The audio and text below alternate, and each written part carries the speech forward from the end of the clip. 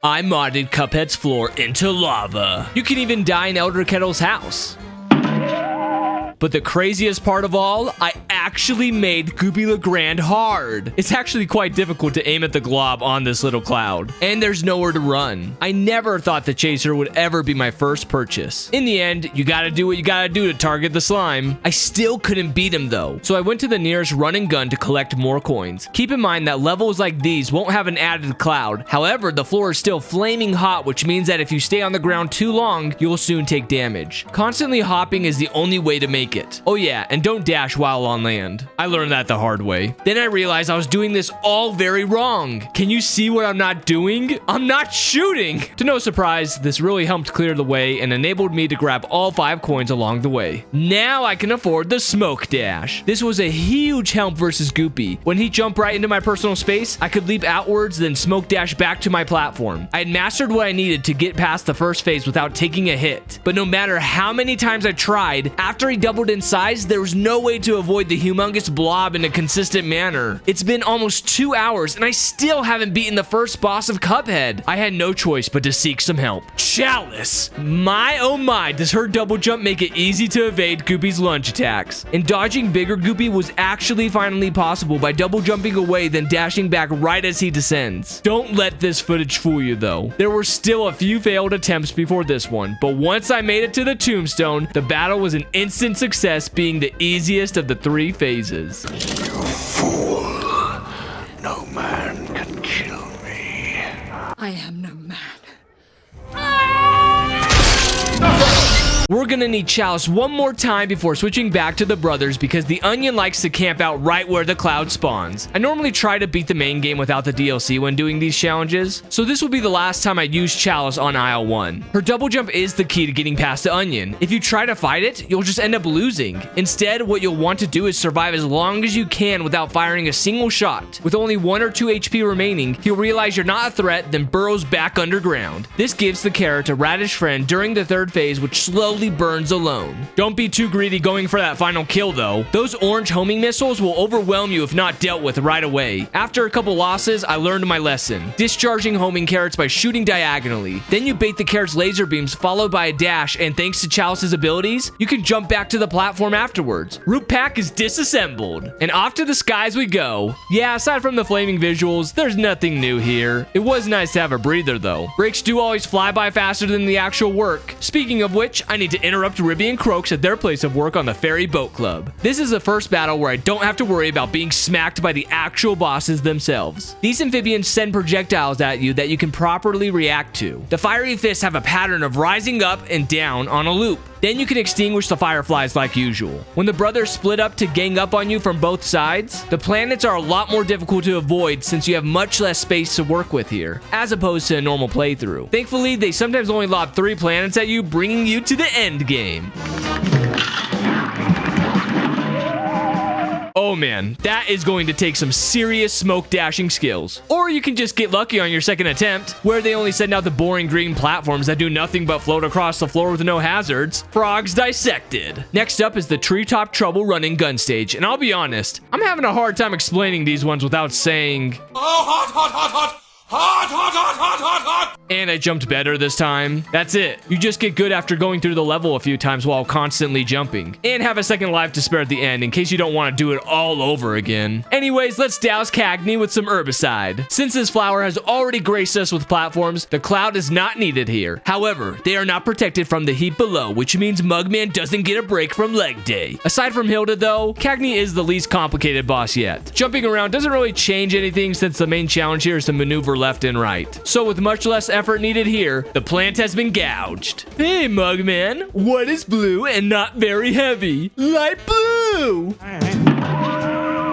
Who knew spamming the A button as fast as you can was the only way to make it to the second island alive? Looks like Elder Kettle didn't make it. There's no time to grieve since Beppy the Clown is already pulled up in his bumper car. Everything seems alright at first. That is until he cruises up to you, bumping you with his darn head. It's nearly unavoidable at times, so you just have to hope he keeps his distance. Every bit of life counts though, cause he'll bombard you with balloons right after. Then before you know it, a horseshoe hits you in the face. With a few resets, I managed to have no head bumps with Beppy. Prioritize popping the balloons first and drop down to the roller coaster to stay clear of the horse's footwear. This allowed me to ride on Beppy's carousel with full health, leaving some room for mistakes, in particular when the penguins chuck baseballs at you. Other than that, easy fourth phase, and you can go die, clown! You too, Jimmy. Take down that post. I have somewhere to be. The second mausoleum provides a super that will be used from here on out. Well, I was hoping to use it right away, but Baroness von Bonbon's sweet treats made saving up 5 power unattainable. This evil piece of candy corn doesn't have an apparent method to his madness when changing directions. And don't get me started on the gumball machine. When this thing tap dances its way to the floor, gumballs spout everywhere. There's no way to recover from that, so you might as well just restart. Luck is absolutely necessary to beat this. You have to get the Muffin Man, who has telegraphed jumps you can plan for, and the Jawbreaker is the easiest of the bunch in my opinion. Then there's Sir Woffington III, who yes is beatable, but not without a price. I needed a new weapon, and not just any weapon. I needed something that was pay to win from the DLC. Porkrind wouldn't offer it though until I bought some other stuff first. Then my wallet ran dry before it even became available. I decided I should at least give Chalice a chance, but all hope quickly vanished soon after. I needed funding, so I checked every corner of the map for money, then hopped into the next run and gun. The beginning went smooth enough, but then I had a slippery issue trying to make it pass through this wall. On future attempts, I resolved it by timing a well-spaced smoke dash while airborne. And that was all that was really needed for this funhouse. Well-timed jumps. And don't forget that spare hit point you need at the end. I wasn't going to stop there either. I needed more cash, and nothing was going to get in my way, even if I had to take an elaborate shortcut. I made it to the other side, roasted a chicken for lunch, and bought my tickets for the fair. As you can see, the lava flames don't make a tremendous difference with this level. The final stretch was the main pain point to beating it. The condiments come soaring at you, which you normally can just move yourself vertically however you want to dodge them. But you can't take time to duck or stop jumping, resulting in a few frustrating deaths. Given some time, the course was completed, and I could finally afford the ultimate crack shot! Now, like I said earlier, I'm only using content from the DLC only when necessary, and this will be the only boss where the crack shot is needed. It's pretty much the chaser, but faster than before. I also eventually got a run where the gumball machine never showed up. Sure, I did have to confront the chicken feed, but I'll take him any day over the circular vending product. During the last phase, I was able to flex the unlocked second super, which in Chalice's case is a heart shield, leading me to a victorious ending. Only one Aisle 2 boss remained, and I have to say, constantly jumping may be forced here, but it's not a bad strategy in of itself. Initially, I was worried about the fireballs that hit among the flames that could surprise attack me. Turns out, right as you bounce, they can't reach you. I still popped off an invincibility super here towards the end just in case. Then when Grim Matchstick revealed itself to be Hydra, I kept up high, lobbing shots at the dragon until I slayed it like the valiant knight Mugman is. What would happen if the US switched from pounds to kilograms overnight? I don't have time for this. I'm going to die. Mass confusion. On Island 3, I challenged the Queen Bee right away. Well, her security guard first. Then the Queen comes out to play. Or she just keeps on summoning her lackeys to do her bidding. The difficulty was tedious and mild at best, hopping around the bee missiles and navigating away from her magical shapes. Then I would lose to some fistful of BS at the end. Once I got used to her aviating ways, I flew circles around her, winning the match. Now on to someone who gives me barely any room to move around. Captain Brineybeard and his ship are right next to me, causing me to foolishly sometimes jump into his hanging barrel when he pressures me with his squid launcher. Squid launcher! Oh yeah!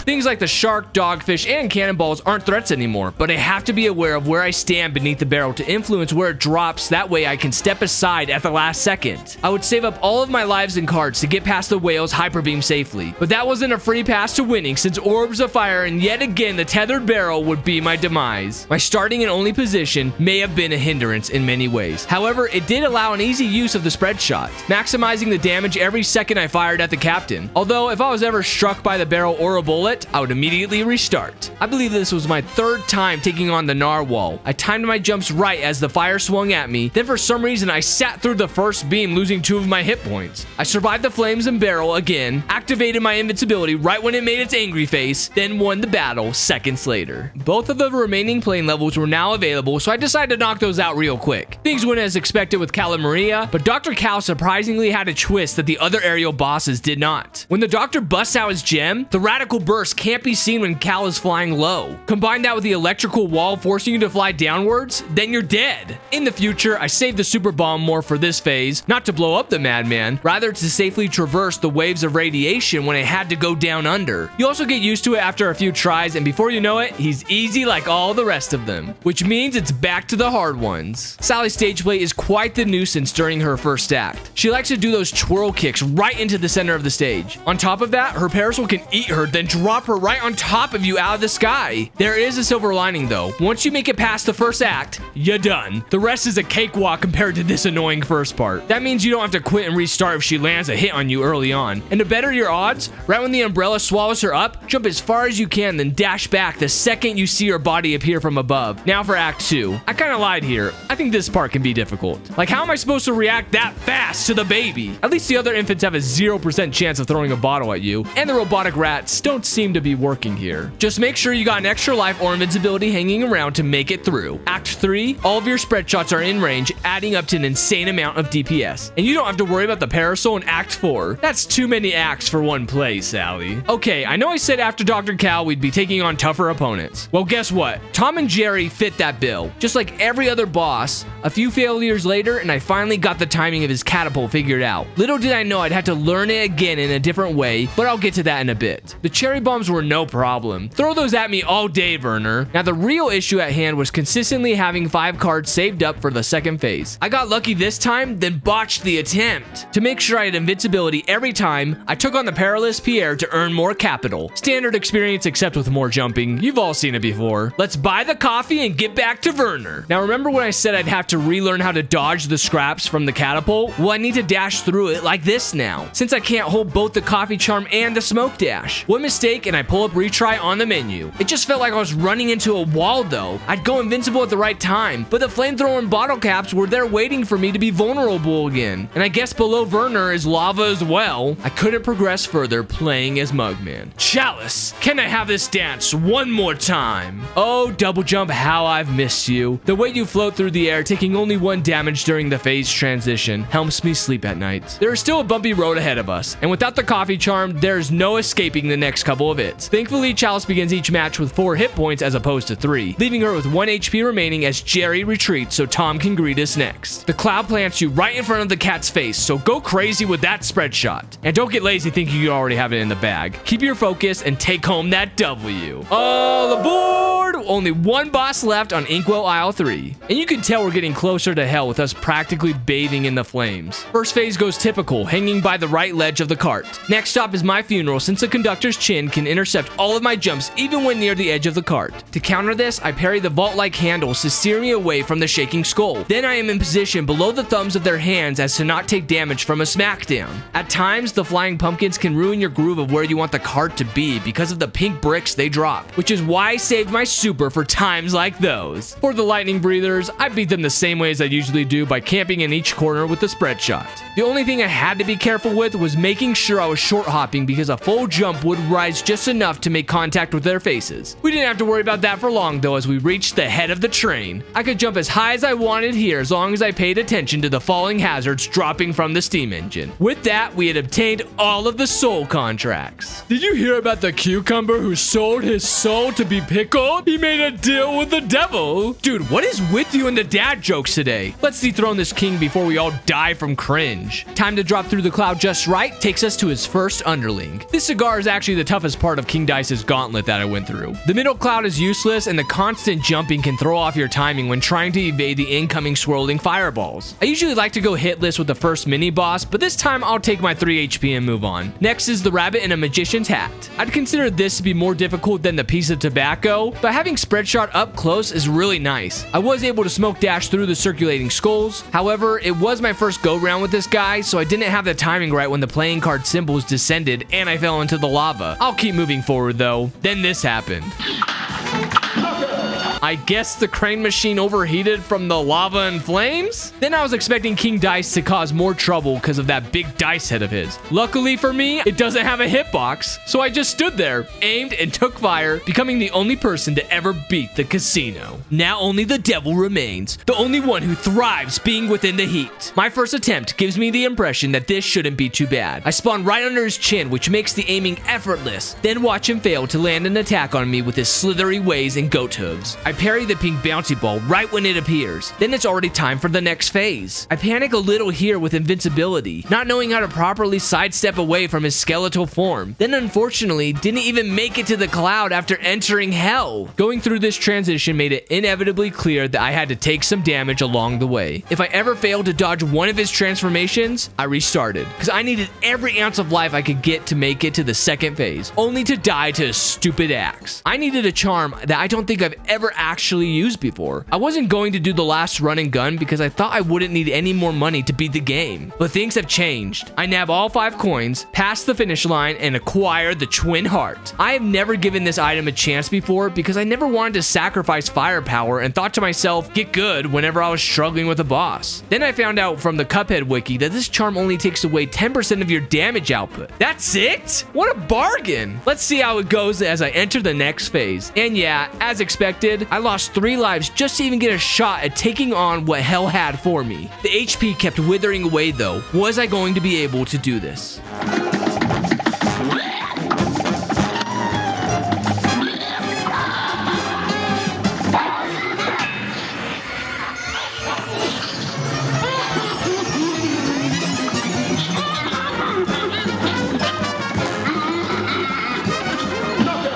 And that's what it's like to play Cuphead with the floor being lava. Give the video a like to support the video, and thank you to my patrons, YouTube members, and Twitch subs. You all have a good one. Thanks.